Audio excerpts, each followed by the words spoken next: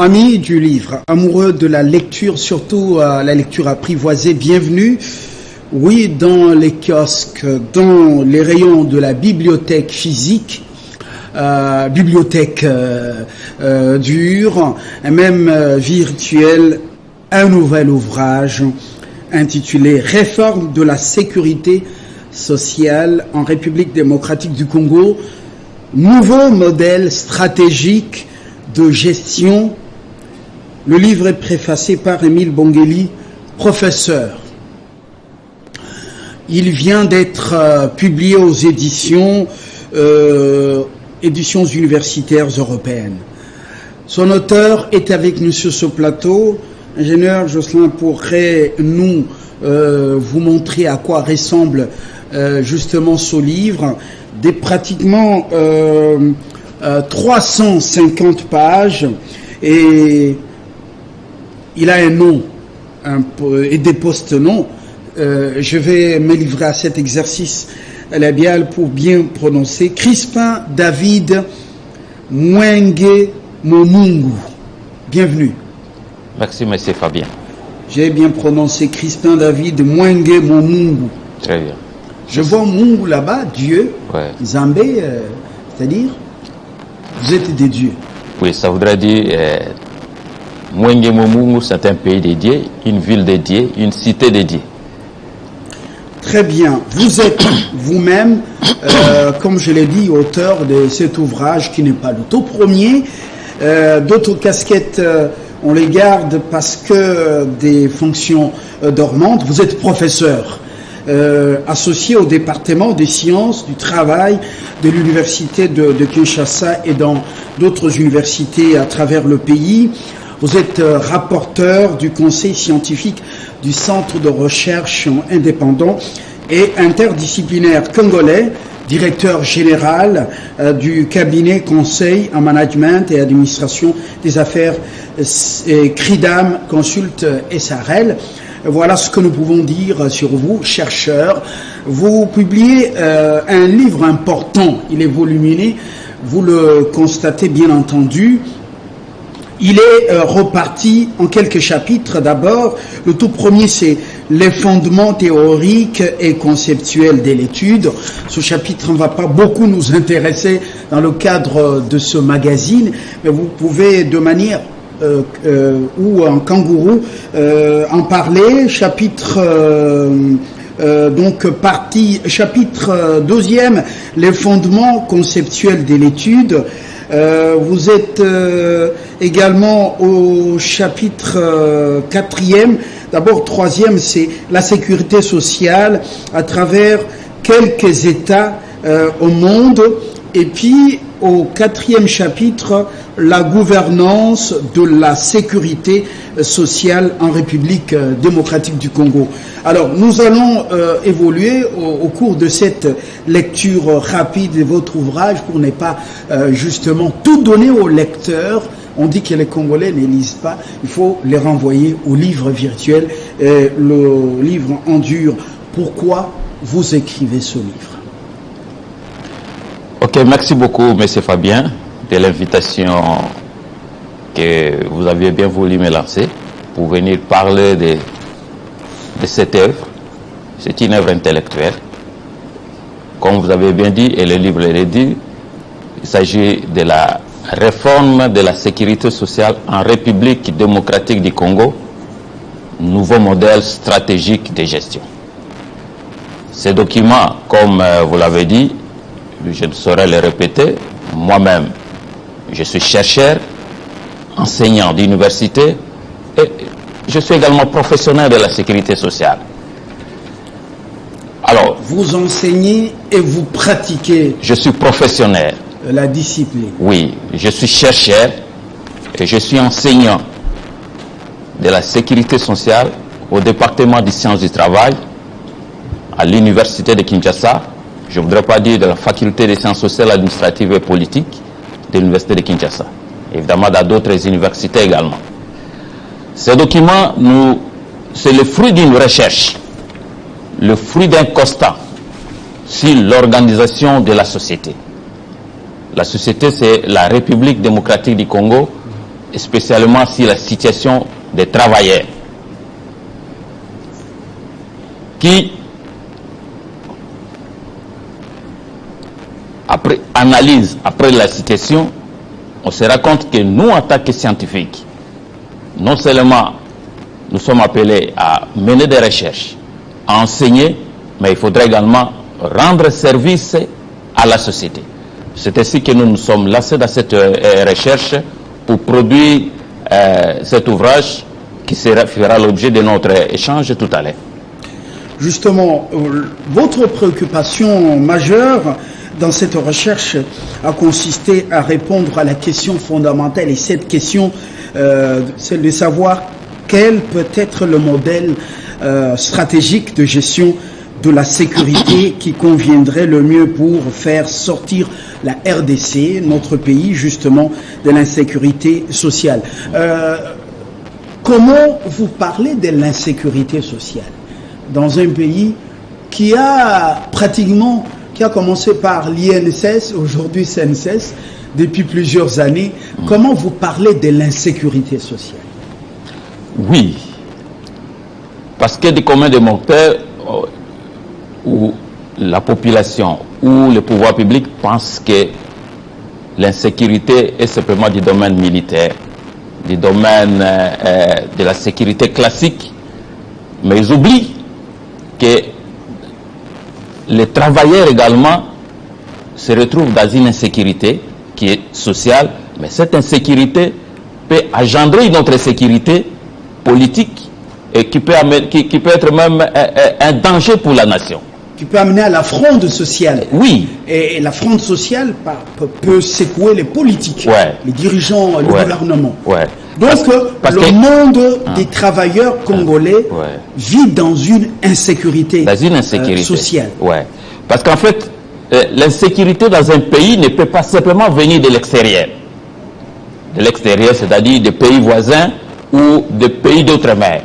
Mais en interne, l'insécurité peut être due à la situation dont vivent, pour le cas en espèce, les travailleurs congolais.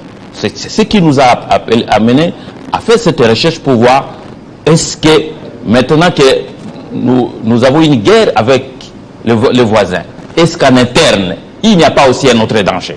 Et le danger peut venir de la situation de l'insécurité dans laquelle se retrouvent les travailleurs congolais. Et nous allons le démontrer tout à l'heure. Cette insécurité est gérable. Oui. Elle est gérable, surtout qu'il y a beaucoup qui sont dans le secteur. Si nous pouvons faire une lecture apprivoisée qui peut sortir de votre livre pour rendre cet échange intéressant, quel est l'état des lieux de la situation sociale des Congolais, du moins ceux qui travaillent? Oui. Alors, c'est une très bonne question. Je pense que c'est cette question-là que tout Congolais ou tout intellectuel ou le pouvoir public devait se poser. Et nous également, nous nous sommes posé cette question pour faire cette recherche. Et à l'issue de notre recherche, nous avons constaté qu'effectivement, l'insécurité est réelle. Comment elle est réelle? Parce que lorsque nous voyons la population active, c'est-à-dire la population à l'âge de travailler, les données en notre possession, il suffit de se référer à l'Institut national des statistiques, les annuaires statistiques, le ministère de l'Intérieur, le ministère de l'Emploi, Travail et Prévoyance sociale et d'autres structures de l'État. Nous nous sommes rendus compte qu'il n'y a que moins de 1% de la population active qui est couverte par la sécurité sociale. Alors, est-ce que c'est ce qui est à la base des soucis de gens lorsqu'il est mis à la retraite, ou lorsqu'ils sont mis à la retraite, c'est les soucis qui commencent, et par moment, une fois, quelques mois, quelques années, après la retraite, c'est le départ pour l'éternité. Ou les soucis des maladies qui commencent. Est-ce que c'est ça là? Peut-être ça peut être l'une des causes? Oui, mais les soucis commencent déjà lorsque quelqu'un commence sa carrière et qu'il commence à atteindre l'âge de 40 ans, 50 ans. Il se dit, d'ici là, je vais à la retraite. Est-ce qu'il faut aller à la retraite? Oui ou non? Bon, lorsque je vais aller à la retraite, quelle sera ma vie? Qu'est-ce que je ferais? Qu'est-ce que je ferais? Et la personne constitue même un blocage pour la génération à venir. Il ne voudra pas laisser son travail pour que la jeunesse vienne occuper et trouve d'emploi. Et du coup, il va s'accrocher. C'est le fétichisme. C'est le fétichisme. Le combat âpre. Oui. Et c'est l'augmentation même du taux de chômage. Parce que ceux qui sont là, ils s'accrochent en dépit de l'âge. Mais si la situation était telle que nous avons prévu là, quelqu'un pouvait se dire à 55 ans, à 60 ans, je quitte le travail parce qu'il y a une vie après la retraite et il aura la relève de la jeunesse. Voilà le problème dans lequel se trouve la société et la communauté et même les travailleurs et même la jeunesse. Alors, nous avons constaté... Il y a une couverture très faible. Trop faible. Une couverture trop faible sur le plan social. Ouais. Pour les travailleurs. Ouais. Alors, si nous prenons à terme des travailleurs qui sont en activité, ou la population qui travaille, nous nous sommes rendus compte qu'il n'y a que 4% des travailleurs qui sont couverts par la sécurité sociale dans notre pays. Ça voudrait dire 96% des travailleurs dans notre pays sont abandonnés. Que ce soit dans le secteur public, que ce soit dans le secteur privé. Abandonnés. Tout cela parce que l'autorité de l'État ne s'impose pas pour pouvoir faire respecter les textes. Qu'est-ce qui est à la base de cette situation? C'est l'absence de textes légaux ou c'est la faiblesse de l'État pour pouvoir faire appliquer les textes? Non, ici ce n'est pas simplement le problème des textes, mais c'est, je disais, il n'y a pas simplement le problème des textes, mais c'est un problème d'organisation du monde du travail, l'organisation de la société, parce que comme vous le savez, la sécurité sociale c'est un droit de l'homme. Alors, comme vous le savez également, cette situation fait de sorte que quelqu'un qui se retrouve dans une insécurité, c'est un problème. Alors, maintenant, la faute revient à qui? La faute revient et à l'État, et aux parties prenantes, et même aussi aux travailleurs eux-mêmes. Dans votre livre, professeur, en tentant de répondre ou en essayant de répondre à la problématique, vous pensez qu'il faudrait mettre en place un nouveau modèle stratégique, c'est même le sous-thème de votre ouvrage, mettre en place un nouveau modèle stratégique de gestion qui consacrerait le désengagement de l'État dans la gestion courante de la sécurité sociale. Concrètement, vous voulez dire quoi? Mais il faut bien avoir que je réponde à cette question-là. Oui. Je venais de montrer les taux de la couverture. Mais parlons également de ceux qui bénéficient, ceux qui sont couverts. Nous nous sommes rendus compte que la prise en charge aujourd'hui, c'est une prise en charge de la pauvreté. Parce que si nous prenons pour le régime général, ceux qui sont couverts par le régime général, oui. Alors, si nous prenons la branche de la pension, le minimum qu'on paye à un travailleur retraité, si on prenait par mois, c'est à peu près 106 000 francs congolais. 106 000 francs congolais. Le mois. Le mois. Mais comme on paye ça par trimestre, ça fait 320 000 francs congolais. Très insignifiant. Pas même la provision alimentaire des mois. Alors, si nous prenons pour un vieillard qui n'a pas d'autres ressources, voilà. Qui n'a pas d'autres ressources. Alors, si nous prenons pour le régime spécial, c'est-à-dire le régime des agents publics de l'État, en moyenne, c'est 62 000 francs congolais, ce qui fait par trimestre 189 000 francs congolais. Évidemment, on pourra nous dire que même ceux qui travaillent, le salaire minimum est d'autant. Oui. Mais ceux qui travaillent... Vous appelez SMIG. Oui, mais ceux qui travaillent, par le fait qu'ils travaillent, ils peuvent encore développer d'autres mécanismes de survie. Mais ceux qui ne travaillent pas, qui sont déjà à la retraite des veillards, ils n'ont pas d'autres mécanismes de survie pour compenser cette situation-là. Voilà encore le niveau de l'insécurité. Couverture trop faible. Oui. Couverture sociale trop faible. Oui. Prise en charge médiocre. Oui. ça c'est moi, ça m'engage que moi, vous faites dans le livre, vous restez scientifique, sobre, mais c'est une prise en charge qui est en principe une mort programmée des travailleurs une fois à la retraite, parce que à la base des soucis. Et les soucis, vous savez que c'est le plus grand ennemi de la santé. C'est la plus grande arme de destruction. Oui. Alors, si nous allons au-delà de ça, nous savons que les travailleurs ne sont pas simplement dans les milieux urbains, ils sont également dans les milieux ruraux. Et que la concentration de la population, jusqu'à ce jour, selon les statistiques, 5% de la population se retrouve dans les milieux ruraux.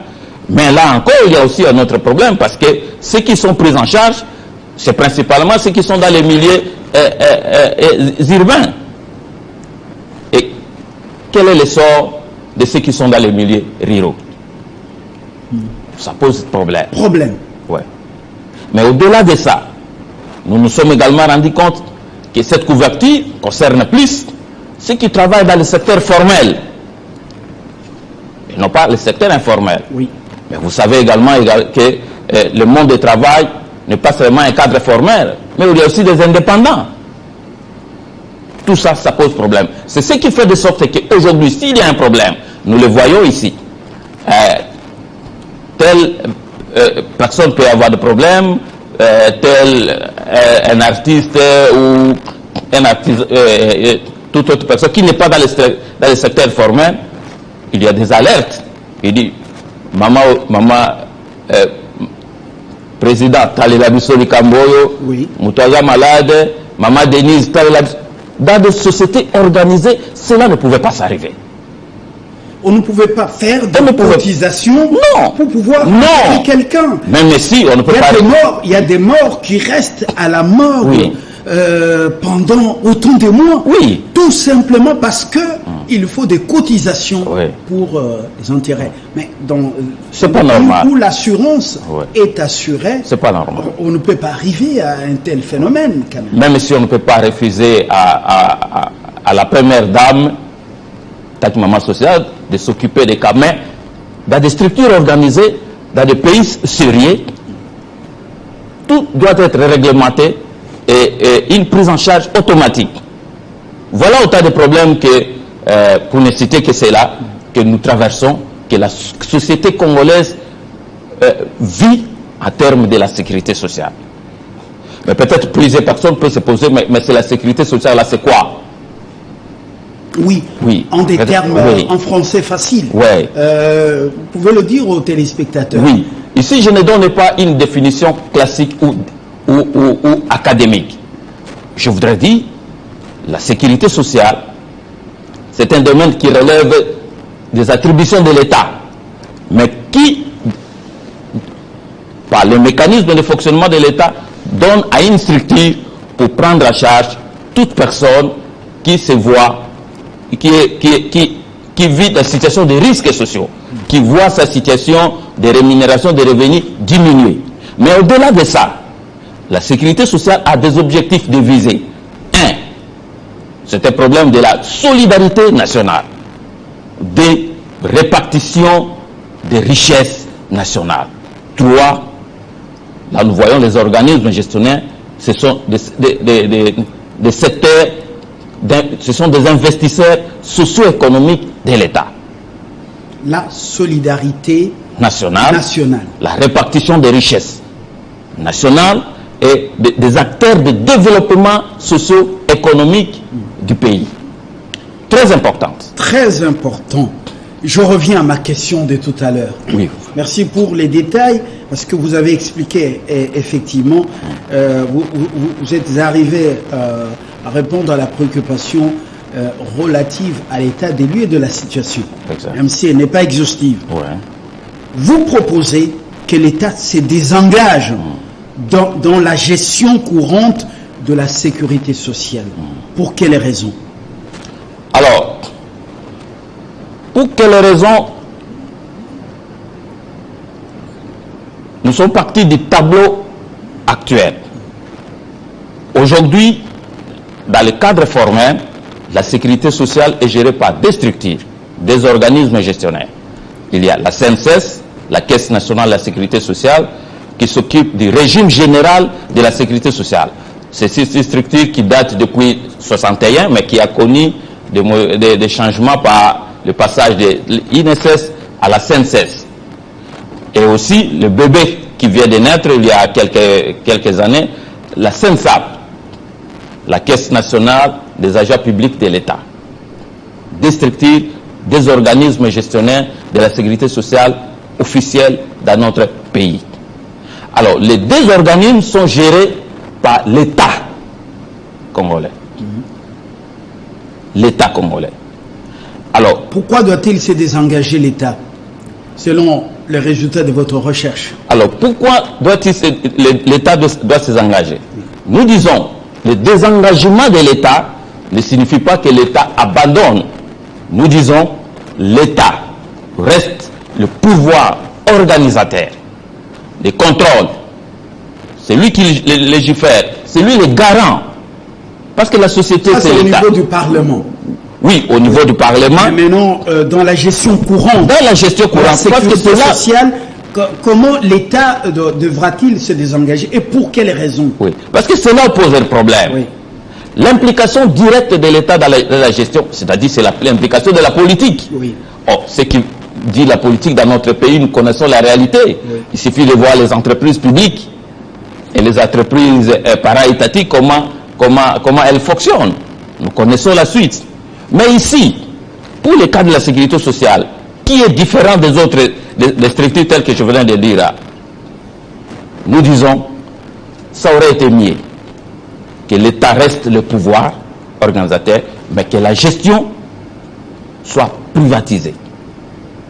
Lorsque nous parlons de la privatisation, nous voulons dire les acteurs ou les parties prenantes ou encore les organismes, parce qu'il y a la sécurité sociale est fonction de parties prenantes, l'État, les organisations syndicales, le patronat et les employeurs. Que ce qui finance effectivement participe à la gestion. Mais là encore, il faudra que cette gestion soit entre les mains des experts, des techniciens, des gens qui ont la tête, qui ont le professionnalisme, mais que l'État donne les directives, contrôle, fixe les objectifs, les grandes lignes.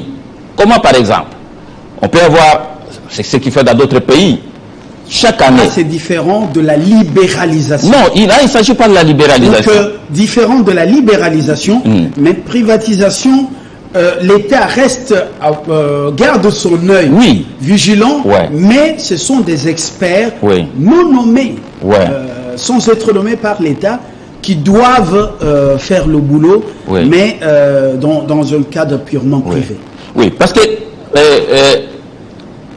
l'État peut se dire, pour cette année, ou pour 2 ans, 3 ans, voilà ce que moi je veux, voilà la politique publique que je voudrais mettre en place en matière de la sécurité sociale. Alors je voudrais avoir de l'expertise pour atteindre ça, pour atteindre ces objectifs. Qui peuvent le faire? L'État lui-même ne peut pas être jugé parti. Vous voyez ça? C'est ça, c'est ce que nous avons pensé à terme de la privatisation. Le régime reste public et obligatoire, c'est-à-dire imposable à tous. Mais le mode de gestion doit être conforme aux principes et aux techniques. Nous avons introduit le New Management public. Voilà. Ce que vous appelez, vous dites dans votre livre, la diversification des ressources de financement alternatifs, ainsi que le renversement de ratios prudentiels des gestions, soit 80% des dépenses pour les charges techniques et 20% des dépenses pour les charges administratives. Là, c'est un autre volet pratiquement dans le complément de votre argumentaire. Oui. Alors, nous avons parlé de la diversification des sources de financement. Parce que lorsque nous voyons aujourd'hui, les organismes de sécurité sociale vivent des cotisations sociales, ces cotisations viennent quote-part patronale et quote-part ouvrière.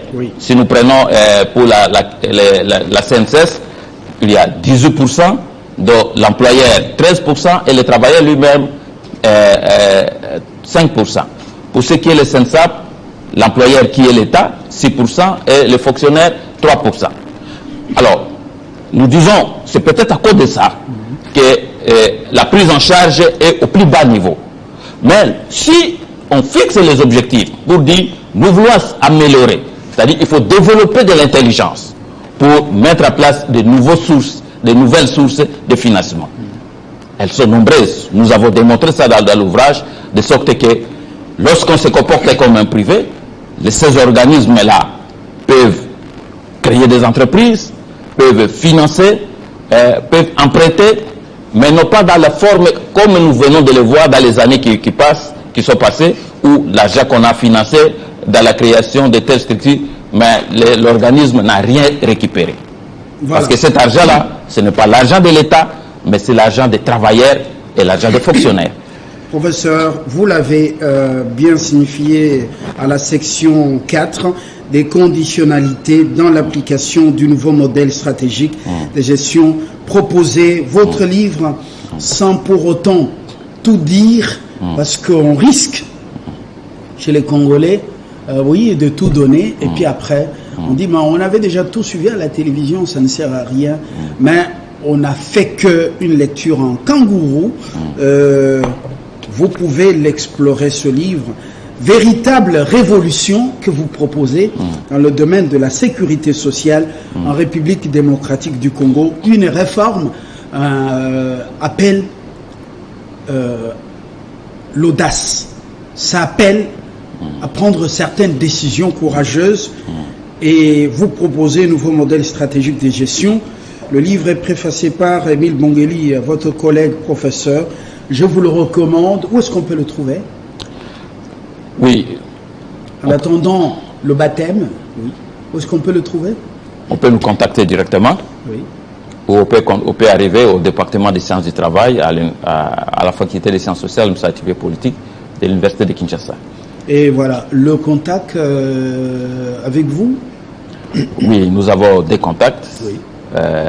081 51 89 059 099 068 88 810. Vous pouvez reprendre? Je disais 081 51 89 059. Et deuxième 099 068 88 10. Très bien. Je vous recommande cet ouvrage du professeur Crispin David Mwenge Momungu, à la colline autrefois inspirée, ou à la cité, chez nous le grand peuple. Les contacts est donc donné. Vous pouvez vous le procurer sans problème. Ça vaut la peine. Les décideurs politiques, les législateurs, le gouvernement central et même également le pouvoir judiciaire, tout le monde peut se le procurer. C'est le résultat d'une recherche minutieuse. À très bientôt pour une autre lecture d'une nouvelle publication. Au revoir.